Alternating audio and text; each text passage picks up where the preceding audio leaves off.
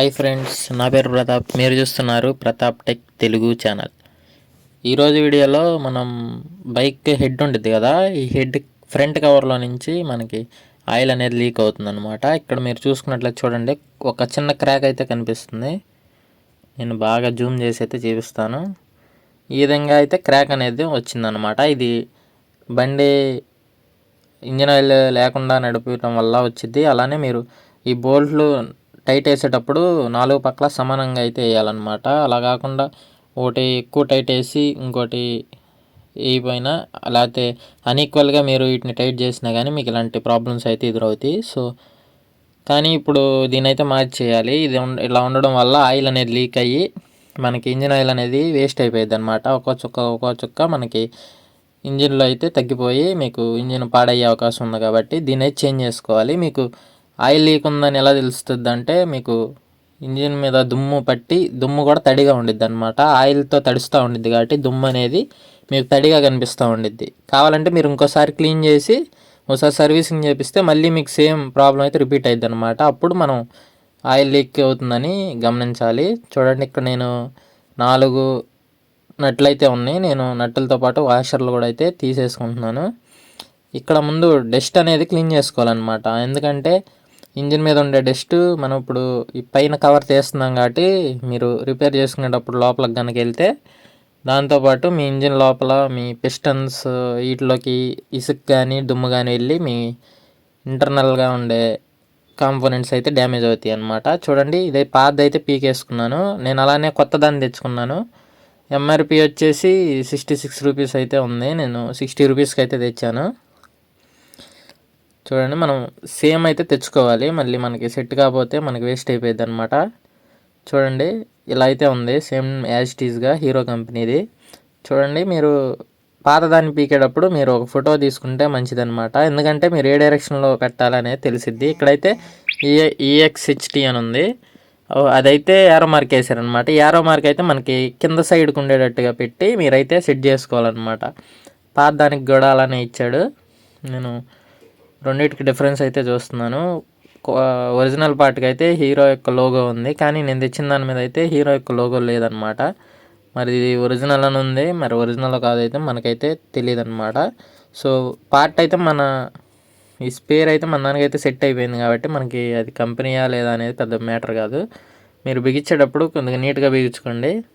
అలానే నేను దీంతో పాటు మనకు ప్యాకింగ్ అయితే ఉండిద్ది, ఈ ప్యాకింగ్ కూడా వేసుకోవాలి. ఈ ప్యాకింగ్ లేకపోతే మనకు ఆయిల్ అనేది లీక్ అయ్యిద్ది అనమాట. కొంతమందికి ఆయిల్ లీక్ అవుతూ ఉండిద్ది కొత్త పార్ట్ వేసినా కానీ. ఈ ప్యాకింగ్ అయితే చూసుకోవాలన్నమాట. ప్యాకింగ్ ఎక్కించేటప్పుడు ఒకసారి చినిగిపోయిద్ది. అలానే ఒకసారి ఇలాంటి ఎనోబాండ్ ఆటో సిలికాన్ గ్యాస్కెట్ మేకర్ అని ఉండిద్ది. ఇలాంటి యూజ్ చేసుకోవడం వల్ల కూడా మీకు ఆయిల్ లీక్ అనేది తగ్గించుకోవచ్చు అనమాట. ఇదేం చేస్తుందంటే మీకు ఈ రెండు కనెక్ట్ అవుతాయి కదా, కనెక్ట్ అయ్యే ప్లేస్లో మీకు చిన్న చిన్న హోల్స్ కానీ గీతలు కానీ ఉంటాయి అన్నమాట. ఆ గీతల నుంచి ఆయిల్ లీక్ అయ్యే అవకాశం ఉంది.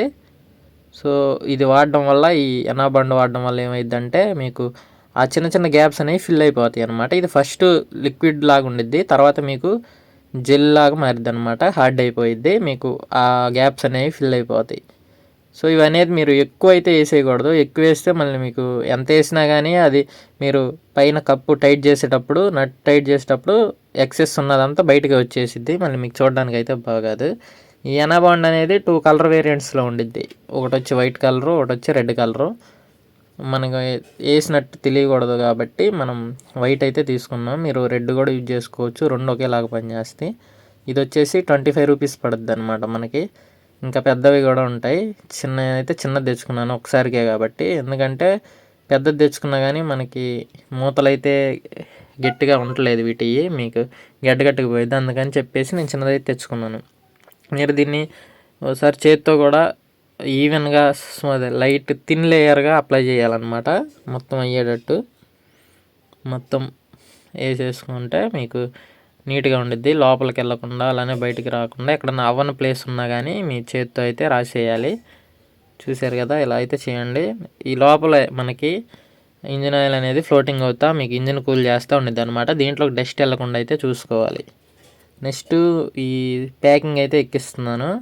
ఈ ప్యాకింగ్ ఎక్కియడం వల్ల ఏంటంటే మనకి మధ్యలో వాషర్ లాగా యూజ్ అవుతుంది అనమాట. ఇది ఉండటం వల్ల మనకి ఆయిల్ అనేది ఆ జాయింట్లోంచి బయటకు లీక్ అవ్వకుండా అయితే ఉండిద్ది. చూడండి, దీన్ని మీరు జాగ్రత్తగా అయితే ఎక్కించుకోవాలి. చాలా డెలికేట్గా అయితే ఉండిద్ది. మీరు మనం యూజ్ చేసే పేపర్స్ లాగా ఉండిద్ది. కాబట్టి మీరు 4 పక్కల చూసి సరిపోకపోతే ఒకసారి వెనక్కి తిప్పి మీకు ఎట్లా సెట్ అయితే అట్లా అయితే చేసుకోవాలి. ఎక్కువ దీని మీద మీరు ప్రెజర్ అప్లై చేసినా కానీ మీకు ఈజీగా చినిగిపోయే అవకాశం అయితే ఉంది దీనికి. అలాంటి చిన్న చిన్నవి మనమే చేసుకోవడం వల్ల మనకి కొంచెం మనీ సేవ్ అవుతాయి. అలానే వీటికి పెద్ద టెక్నికల్ నాలెడ్జ్ కూడా అవసరం లేదనమాట. జస్ట్ మనం ఒకసారి చూసామంటే మనమే చేసుకోవచ్చు. అందుకే వీడియో పెట్టడానికి కూడా ముఖ్య ఉద్దేశం అనమాట ఇది. ఈ మొత్తం సెట్ చేశాక దీని మీద కూడా లైట్గా అయితే ఎనాబండ్ అయితే అప్లై చేసుకున్నాం. చూడండి, అక్కడ పేపర్ కొంచెం అట్లా వస్తుంది కదా, మనకు పైన నట్ అయితే పైకి జరిగిద్ది అనమాట. ప్లేట్ పెట్టినప్పుడు సెట్ అయిపోయింది. ఇప్పుడు మనం ఎనాబండ్ అయితే దీనికి కూడా లైట్గా అయితే అప్లై చేద్దాం. మనకి 2 పక్కల మనకి సర్ఫేస్ కాంటాక్ట్ అయ్యింది కాబట్టి ఇటు సైడ్ కూడా లైట్గా అయితే వేసుకుందాం. మామూలుగా అయితే మనకి ఎనాబాండ్తో పని లేదు, ఈ ప్యాకింగ్ ఒకటే సరిపోయిద్ది. ఎనాబాండ్ ఎందుకు వేస్తున్నామంటే మనం కొన్నిసార్లు అయినా కానీ లీక్ అయిద్ది అనమాట. చెప్పా కదా ఇందాట, చిన్న చిన్న గీతలు కానీ చిన్న చిన్న గ్యాప్స్, రఫ్ అయిపోయిన ప్లేట్లు ఉండటం వల్ల మీకు ఆ గ్యాప్లోంచి ఆయిల్ అయితే బయటకు కొట్టేసిద్ది. ఇది ఉండటం అందుకని మనం ఇది అప్లై చేస్తాం అనమాట. ఇది అప్లై చేస్తే మనకి ఆ గ్యాప్స్ అనేవి ఫిల్ అయిపోతాయి. దీన్ని కూడా సేమ్ ఇందాట్లాగే లైట్గా, మరీ ఎక్కువ వద్దు. మీరు ఎంత ఎక్కువ వేసినా అది ఎక్సెస్ ఉన్నది బయటకు వచ్చిద్ది, కొంతేమో లోపల పడిద్ది అనమాట. కాబట్టి మనం లైట్గా థిన్ లేయర్గా రాసుకుని మళ్ళీ చేత్తో కూడా ఒకసారి ఎక్కడన్నా అవ్వకుండా ఉందేమో అన్ని చోట్ల అయ్యేటట్టుగా ఆ ప్యాకింగ్ మీద అయితే రాసుకోవాలి. నీట్గా రాసుకున్నాక మళ్ళీ నేను కొత్తగా తెచ్చుకున్న కవర్ ఉంది కదా, ఇది హెడ్ కవర్ అంటారు. ఇది మనకి టాప్ కవర్ పైన ఉంది, అట్లనే సైడ్ కూడా 2 ఉంటాయి అన్నమాట. మీరు ఎప్పుడన్నా పోతే అడిగి మీరు తెచ్చుకోవచ్చు. లేదంటే మీరు దీని ఫోటో తీసిచ్చినా కానీ మీకు ఇస్తారనమాట, మీ బండి మోడల్ చెప్తే. ఇందాక చెప్పా కదా EXHT అని సింబల్ ఉండిద్ది కిందకి ఏరో మార్క్ అని, అది కిందకి పెట్టి మీరైతే సెట్ చేయాలి. ఇప్పుడు డైరెక్ట్గా నట్లు బిగియకుండా ఒకసారి ఇలాంటి హ్యామర్తో కానీ కటింగ్ ప్లేయర్తో కానీ ఒకసారి ఇలా కొడితే మీకు అన్ని పక్కల లోపలికైతే ఫిక్స్ అయిద్ది అనమాట. లేదంటే మళ్ళీ సేమ్ ప్రాబ్లం ఇందట్లాగా సరిగ్గా సెట్ అవ్వక ఓ పక్కనే టైట్ చేస్తే క్రాక్ వచ్చిద్ది. కాబట్టి ముందు ఇలా దీంతో తట్టండి. ఇలా తడితే మీకు వెళ్ళి కరెక్ట్గా సీటింగ్ అయిద్ది అనమాట, దాని ప్లేస్లో అది కూర్చునిద్ది. ఒకసారి చూడండి, 4 పక్కల చూడండి. 4 పక్కల చూస్తే మీకు ఎక్కడన్నా గ్యాప్ ఉందా ఇంకా కొట్టాలనేది తెలిసిద్ది. యాస్టీజ్గా మీరు తీసేటప్పుడు ఉన్న వాచర్లని 4 వాచర్లు వేసేయాలి. ఈ వాచర్లు ఉండటం వల్ల ఓవర్ టైట్ అవ్వకుండా మీకు కరెక్ట్గా అయితే ఉండిద్ది అనమాట, పట్టుకుని ఉండిద్ది. నెక్స్ట్ ఈ 10mm నట్లు అనమాట. ఈ 10mm మీరు బిగించేటప్పుడు కూడా ఇందట రేంజ్ చూపించాను, 10mm రేంజ్. అది మీకు టీబిట్ అయితే నా దగ్గర పెద్దది ఉంది, అది ఇక్కడ సెట్ అవ్వలేదు, అందుకని మామూలు రేంజ్ వాడుతున్నాను. మీ దగ్గర రింగ్ రేంజ్ ఉన్న రింగ్ రేంజ్ అయితే ఇంకా బాగా సెట్ అయిద్ది. నా దగ్గర రింగ్ రేంజ్ లేదు కాబట్టి మామూలుగా ఫ్లాట్ రేంజ్తో అయితే వీటిని టైట్ చేసుకుంటాను. మీరు ఈ నట్లు బిగించేటప్పుడు దుమ్ముంటే మీకు థ్రెడ్లు పాడవుతాయి అన్నమాట. నీట్గా దులుపుకొని వాటిని అయితే బిగించుకోవాలి. అలానే ఈ వీడియో నచ్చినట్లయితే లైక్ చేయండి, సబ్స్క్రైబ్ చేయండి. అలానే మీకు ఇంకేమైనా డౌట్లు ఉంటే కామెంట్ చేయండి.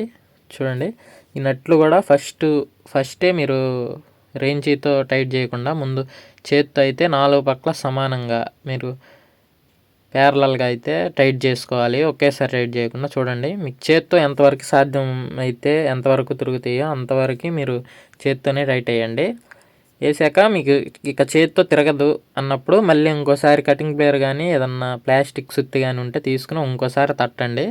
ఇంకేమన్నా కరెక్ట్గా సీటింగ్ అవ్వకపోతే ఫైనల్గా అయితే సీటింగ్ అయిద్ది అనమాట. నేను ఇలా కొట్టిన తర్వాత అయితే మళ్ళీ నట్లు కొంచెం అయితే తిరిగినాయి అనమాట. అంటే మీకు ఇంకా సరిగ్గా కూర్చునిద్ది, ఏదన్నా మీకు గ్యాప్స్ ఉన్నా కానీ మీకు కూర్చునిద్ది. ఇక ఫైనల్ ఇక అయిపోయింది, ఇంకా తిరగట్లేదు అన్నప్పుడు ఇక మీరు రేంజీతో అయితే తిప్పాలి. నేను ఇక్కడైతే 10mm రేంజ్, ఈ 10mm నట్లు తిప్పడానికి 10mm రేంజ్ అయితే వాడాలి. మీరు రింగ్ వాడచ్చు మీ దగ్గర ఉంటే. మీ టీ బిట్ ఉన్నా కానీ చిన్నదైతే సెట్ అయిద్ది అనమాట, పెద్దదైతే మరి ఇక్కడ పట్టదు. చూడండి, 10mm రేంజ్. ఇప్పుడు రేంజ్తో తిప్పేటప్పుడు కూడా 4 నట్లు ఒకేసారి తిప్పాలన్నమాట. ఒకేసారి అంటే చూసుకుని ఒకదాని తర్వాత ఒకటే ఫుల్ టైట్ చేయకుండా ఒకటి ఎంత టైట్ చేసామో నెక్స్ట్ ఇంకో దాన్ని అలా టైట్ చేసుకుంటా వెళ్ళాలన్నమాట. ఆల్టర్నేట్నట్లయితే నేను ఇక్కడ టైట్ చేస్తున్నాను, ఎందుకంటే రెండు ఒకే పక్కే టైట్ చేస్తే పైన గ్యాప్ వచ్చింది, పైన ఒకేసారి టైట్ చేస్తే కింద గ్యాప్ వచ్చింది అనమాట. అలా కాకుండా ఇలా ఆల్టర్నేట్గా చేసుకోవడం వల్ల మీకు ఆ కప్ అనేది కరెక్ట్గా అయితే సీటింగ్ అయ్యిద్ది అక్కడ.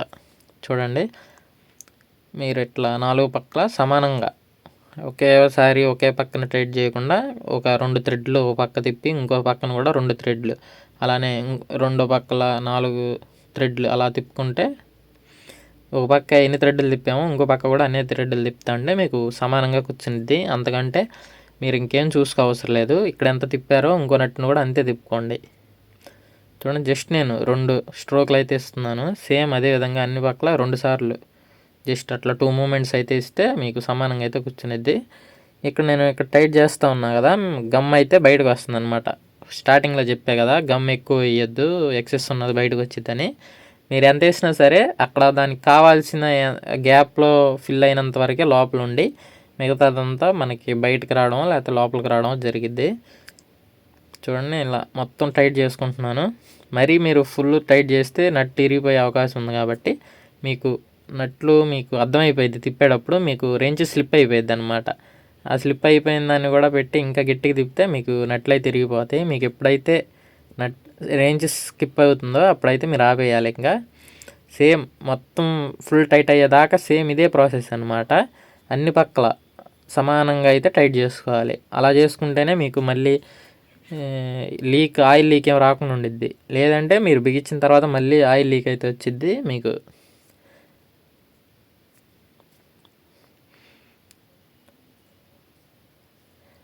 చూడండి, నాది మొత్తం అయితే టైట్ అయిపోయింది. నాకు రేంజ్ అయితే ఇంకా తిరగదనమాట, స్కిప్ అయిపోతుంది. కాబట్టి నేను ఇంకా ఆపేస్తాను, మొత్తం అయిపోయింది కాబట్టి.